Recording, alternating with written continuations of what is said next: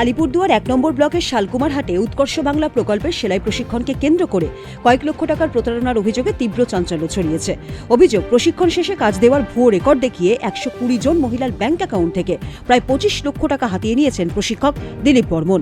মহিলাদের দাবি, নিয়ম অনুযায়ী প্রশিক্ষণের পর কাজ দেওয়ার নাম করে তাদের অ্যাকাউন্টে ৭,০০০ টাকা করে পাঠানো হয়। পরবর্তীতে সেই টাকা বাড়ি বাড়ি গিয়ে তুলে নেন ওই প্রশিক্ষক।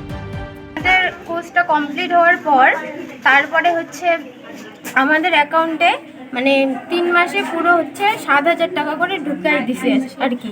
3 মাসে 7 করে।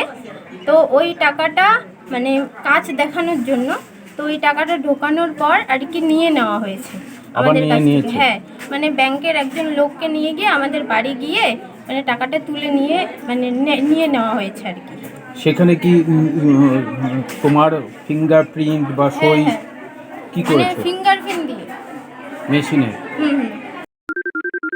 সোনাক্ষী, মশলা কোথায়?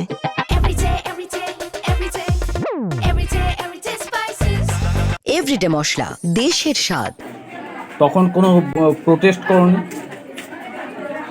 যে দেবো না? বা হ্যাঁ বলেছিলাম, বলছে যে এটা আমার টাকা, এটা এরকম করে শো করাইতে লাগে যাতে পরবর্তীকালে তোরা টাকাটা পাইস, সরকার থেকে যেটা টাকা আর কি ঢুকবে পরে আমাদের কাজে।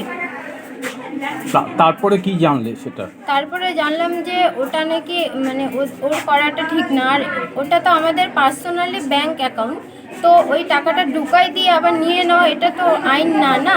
এটা দুর্নীতি হচ্ছেই বলে মনে হচ্ছে সবার, এটাই অভিযোগ। তোমার নাম? মিনতি রায়। এই প্রতারণার প্রতিবাদে বৃহস্পতিবার অভিযুক্তের বাড়ি ঘেরাও করে বিক্ষোভ দেখান ভুক্তভোগীরা। বুধবার জেলাশাসকের কাছে লিখিত অভিযোগ জমাও পড়ে। তদন্তে আসা প্রকল্পে জেলা প্রজেক্ট ম্যানেজার সুকমল সাহা বেশ কিছু অসঙ্গতির কথা স্বীকার করেছেন এবং ঊর্ধ্বতন কর্তৃপক্ষকে রিপোর্ট পাঠানোর আশ্বাসও দিয়েছেন। যদিও অভিযুক্তদের পরিবারের দাবি এই অভিযোগ ভিত্তিহীন। এদিন প্রশাসনের পক্ষ থেকে টাকা ফেরতের আশ্বাস মেলায় পরিস্থিতি কিছুটা নিয়ন্ত্রণে আসে। স্যার আমাদের পাঠিয়েছে, আমরা আজকে এখানে ফিল্ড ভিজিট করছি, প্লাস ইনকোয়ারি করছি, ট্রেনিংদের সাথে কথা বলছি, প্লাস ওদের অভিযোগপত্র আমরা একটা ফর্ম নিয়ে এসেছি, সেখানে কালেক্ট করছি। কালেক্ট করে আমরা ঊর্ধ্বতন কর্তৃপক্ষকে আমাদের ইনকোয়ারি রিপোর্টটা জমা দেবো।